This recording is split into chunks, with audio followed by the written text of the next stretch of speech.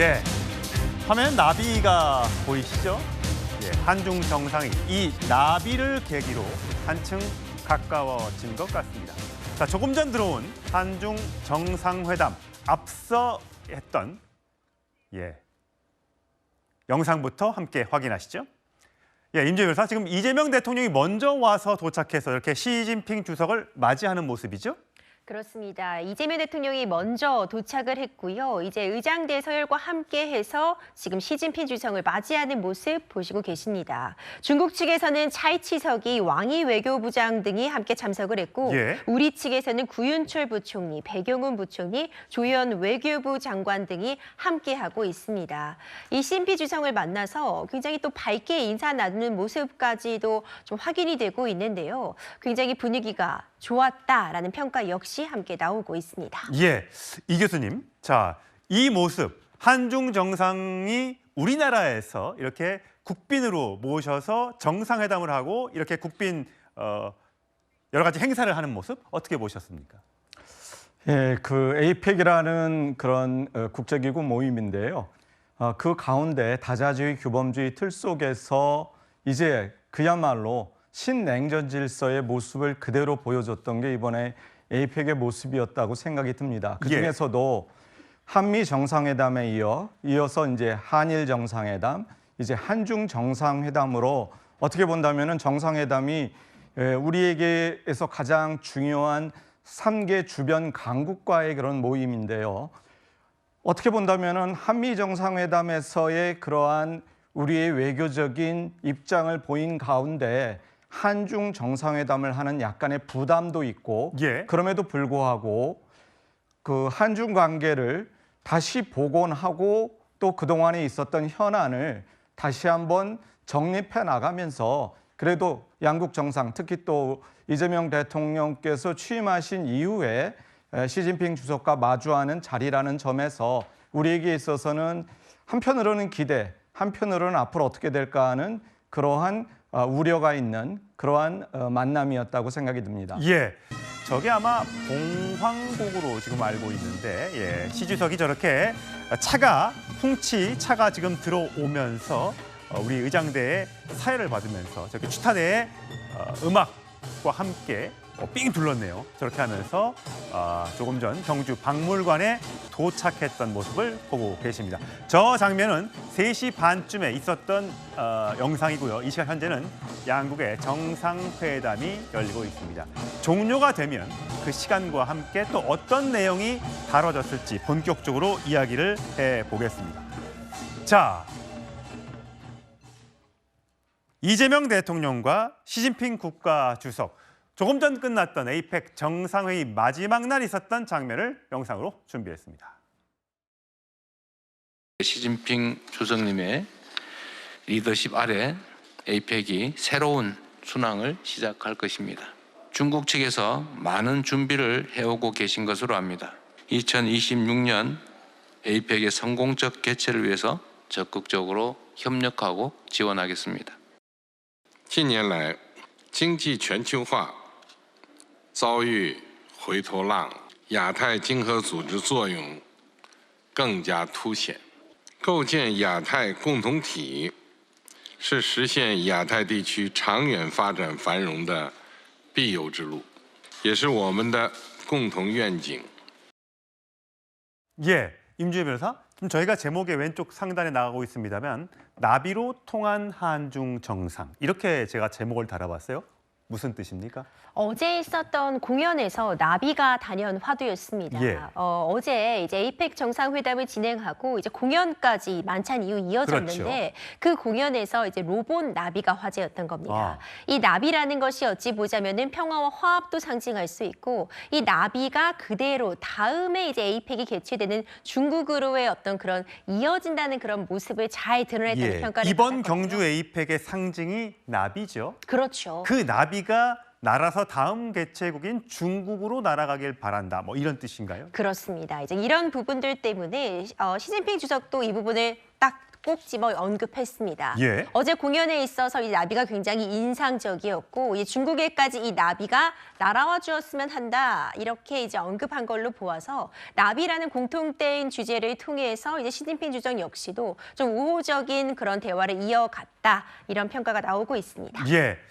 이인철 소장, 뭐 이제 이야기를 하나씩 풀어볼게요. 어떤 이야기가 오갔을지. 사실 안보는 미국, 또 경제는 중국, 뭐 이런 얘기가 있지 않았습니까? 지금도 우리는 중국과 함께 굉장히 큰 무역 교역국이기도 한데요.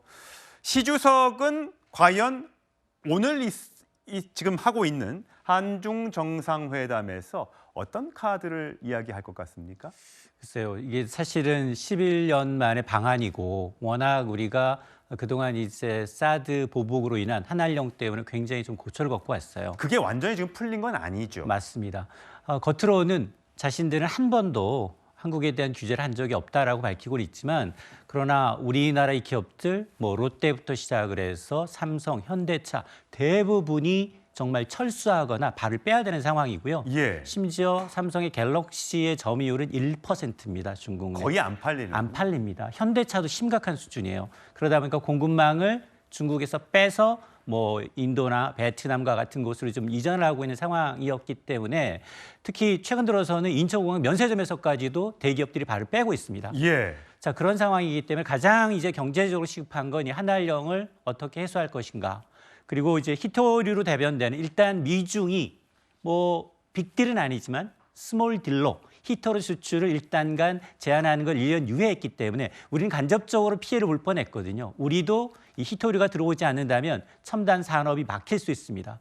그런데 이제 이런 히토류 이제 공급망 문제부터 시작을 해서 풀어야 될 게 꽤 많습니다. 그리고 이제 2015년에 체결됐던 굉장히 수준 낮은 한중 FTA 1단계를 2단계로 업그레이드 시키는 방안 등이 좀 의제를 올릴 것으로 보이는데 근데 문제는 우리가 한미 정상회담에서 우리가 2천억 불을 주고 우리가 핵 추진 잠수함을 얻었어요. 예. 근데 그 발언 모두 발언 중에 이재명 대통령이 지금 지렛대로 중국과 북한을 거론했기 때문에 상당히 지금 중국도 예민해져 있고요. 그리고 북한도 굉장히 예민한 반응을 보이고 있어서 이런 문제가 만일 협상 테이블에 오른다면 우리의 기대감이 좀 찬물을 끼얹을 수도 있다라는 생각이 드는데 어쨌든 임기웅 배원이 워낙 강한 이재명 대통령이기 때문에 이걸 어느 정도 설득시키는지 결과를 좀 지켜봐야겠습니다. 예.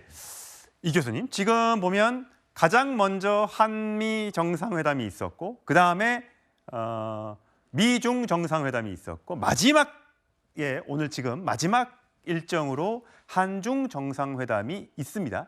물론 그거는 모든 세 나라 정상들의 스케줄 때문에 그렇게 될 수도 있었는데 혹시 그 순서가 갖는 우리나라에서 어디가 중요하다 뭐 이런 어떤 함의가 있는 겁니까? 의미가 있다고 저는 봅니다. 일단 큰 그림은 미국과 그리고 그다음에 일본과는 그 미국의 그 우산 밑에서 한미 동맹과 미일 동맹이 존재하기 때문에 그거에 대한 미국의 안심, 그러니까 한미 관계를 고려한 그런 맥락에서의 한일 정상회담을 하고 그 맥락 속에서 지금 한중 회담을 하고 있습니다. 근데 그 어느 때보다 이번에 한중 정상회담이 오히려 어떻게 본다면 한국과 중국 간의 중요한 회담이 될 수 있다라고 생각이 듭니다. 왜냐하면 지금 한미 정상회담 때 지금 말씀하셨지만은 우리가 언급한 사항들이 중국 입장에서 보면 상당히 고민을 해야 될 부분들이 많이 있습니다. 어떤 부분입니까? 예를 들어서 이재명 정부가 출범했을 때 중국의 기대는 과거의 노무현 정부 내지는 한국의 진보 정부가 가졌던 그런 밸런싱이라고 하는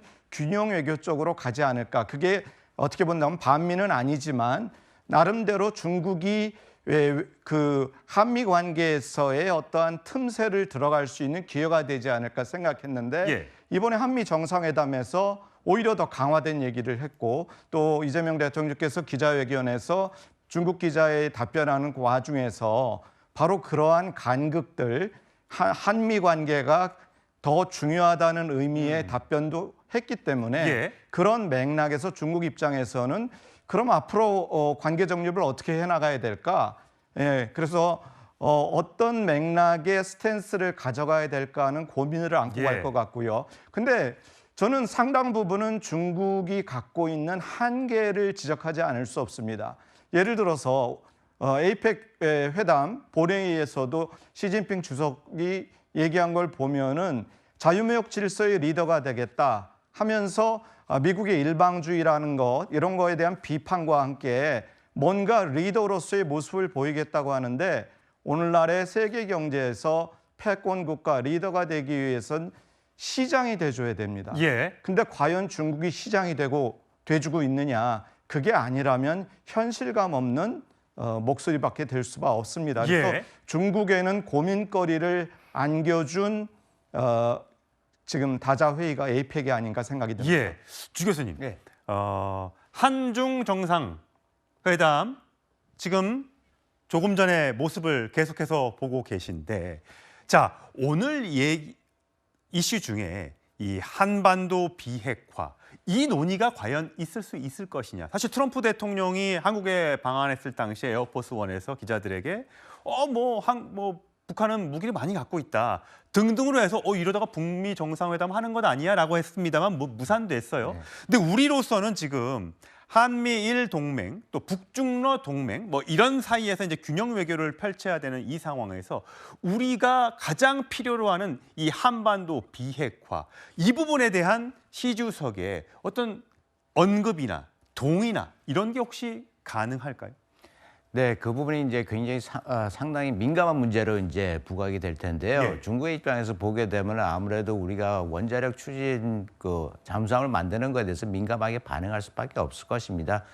중국의 해양 전략이라든가 해군 작전 전략의 관점에서 보게 되면은 이 사안은 굉장히 민감한 사안이 될 수밖에 없고요. 우리가 사실 사드 배치한다고 했을 때도 네. 이게 중국을 겨냥했다고 한한령까지 내렸던 네. 중국이기 때문에 네.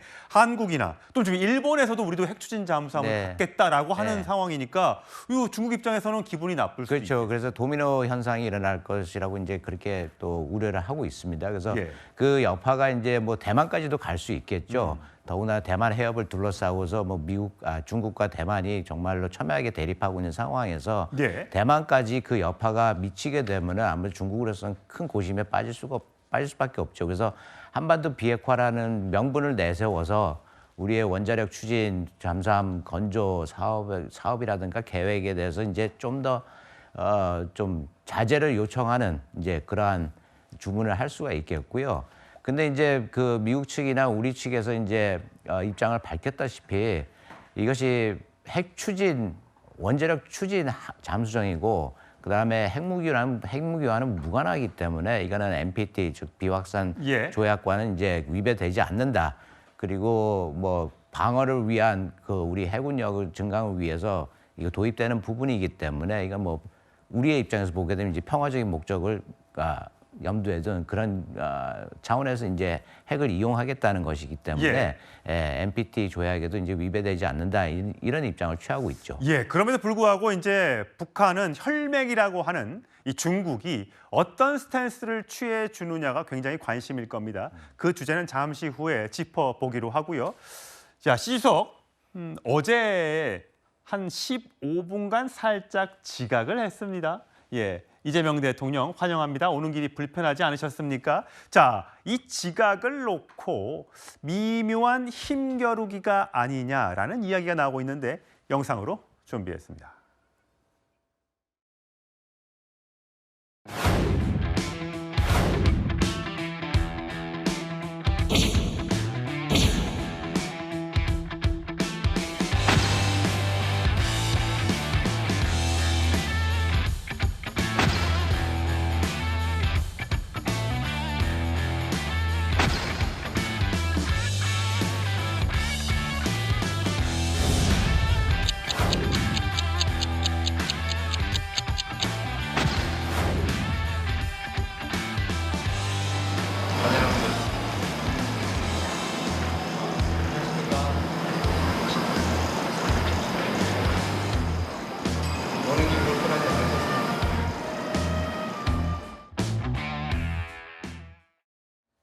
예. 뭐 살짝 늦을 수도 있는 거죠, 임재 변호사? 그렇죠. 사실 이제 등장 순서 같은 게 이미 정해져 있었습니다. 그러니까 각국 정상의 알파벳 역순으로 해서 입장을 하려고 했던 것이고 시진핑 주석 같은 경우에선 원래는 5번째 입장하기로 되어 있었는데 예정된 순서에 등장하지 않고 15분 정도 지각을 해서 맨 마지막에 입장을 했다고 전해지고 있습니다. 뭐 여러 이유야 있을 수 있겠지만 이제 일각에서는 미국과 한국이 굉장히 이번 좀 긴밀한 관계를 맺어온 그런 부분에 대해서 일정 부분 좀 항의 차원의 고의적인 지각이 아니냐라는 그런 의견도 전해지고 있고요. 충분히 있을 수 있는 일이다라는 의견 역시도 함께 나오고 있습니다. 예. 해프닝이 있었습니다. 과연 지금 현재 한중 정상들은 어떤 이야기를 하고 있을까요? 과연 트럼프 대통령과 있었던 한미 정상회담의 길이보다 한중 정상회담의 길이도 길지 짧을지 그것도 비교 분석해 보는 것이 굉장한 관전 포인트일 것 같습니다. 자, 이 교수님. 과연 한미일, 북중러 이 신냉전이라고 부르는 이 동맹 구조가 오늘 정상회담을 계기로 뭐 느슨해진다거나 아니면 다시 좀 뭐 완화된다거나 이럴 가능성은 있는 겁니까? 상황 해결은 안 될 것 같고요. 예. 갈등을 유보시키고 파국으로 가는 거는 막으려고 하는 그러한 움직임이 이번에 그 정상회담 속에서 보였다고 생각이 듭니다. 예. 사실 어떻게 본다면 또 다른 한 측면을 보면 미국의 트럼프 대통령도 그렇고 이재명 대통령도 그렇고 시진핑 주석도 그렇고요. 이번에 그 정상회담이 어떻게 본다면 국내 정치적인 의미도 크다고 봅니다. 즉 취임하고 나서 주요 국가의 관계 정립을 하는 그런 부분이 있고요. 그러면서 서로 확인한 거는 그 미중 정상회담에서도 시진핑 주석하고 미국 트럼프 대통령이 합의문에 집어넣은 합의한 사항을 보면은 아주 시급한 불 끄는 합의를 하고 또 나름대로 그런 수습을 하고 우리 미중 관계에서는 파국은 없다는 것만 보여준 셈이고요.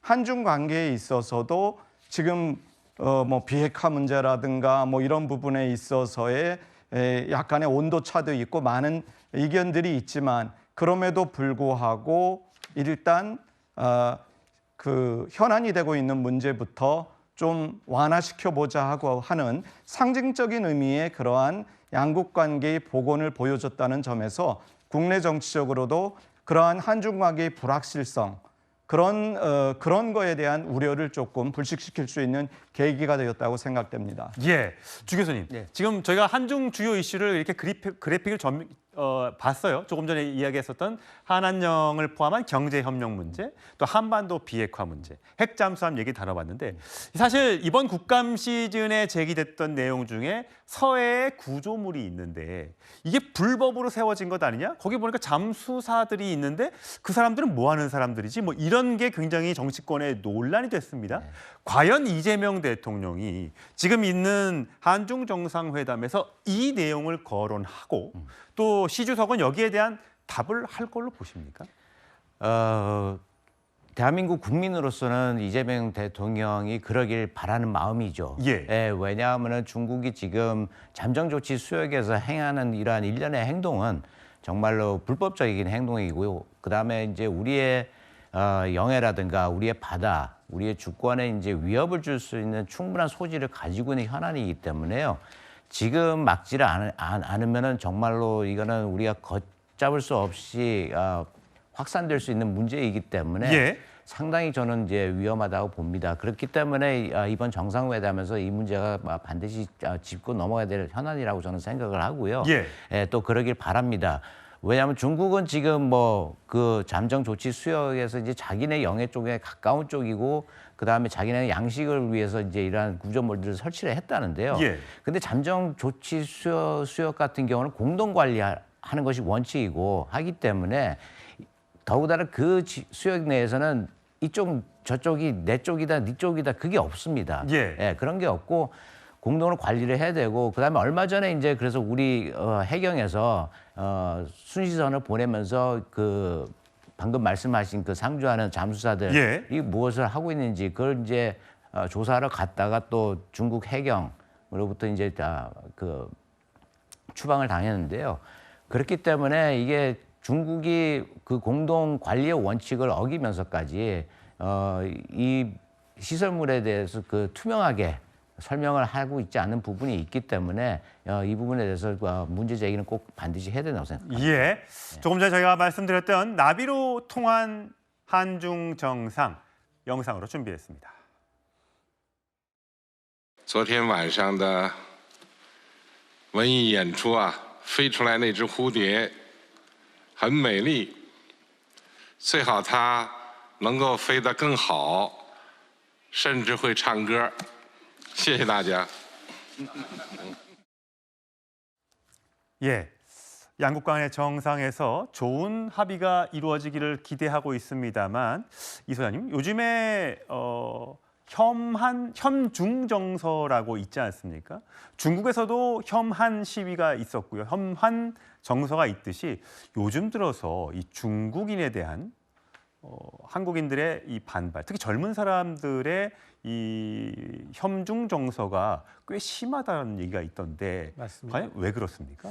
이게 사실은 지금 에이펙 정상회담이 열리고 있는 경주에서도 한쪽에서는 이제 혐한 대중국 반발 목소리가 있고요. 하나는 트럼프 반미 정서가 지금 예. 부딪히고 있는 상황이거든요.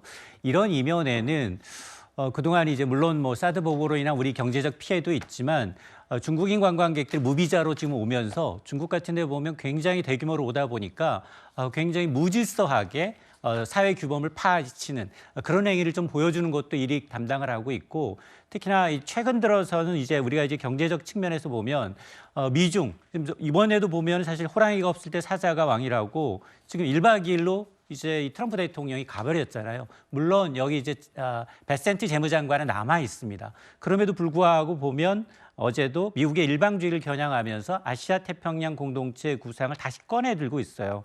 그러면서 이제 WTO 다자간 이제 무역 중심으로 해서 다시 뭉치자라는 얘기를 하고 있는데 정말로 이제 중국의 특성이 정말로 미국도 마찬가지입니다. 강자한테 약하고 약자한테 강할 수밖에 없는 상황이어서 아마 지금 이렇게 해양 건축물, 불법 건축물뿐만 아니라 아마 그 인근에서 불법 조업하는 분들 때문에 우리 어민들의 예, 피해도 피해를 굉장히 보죠. 심하거든요. 예.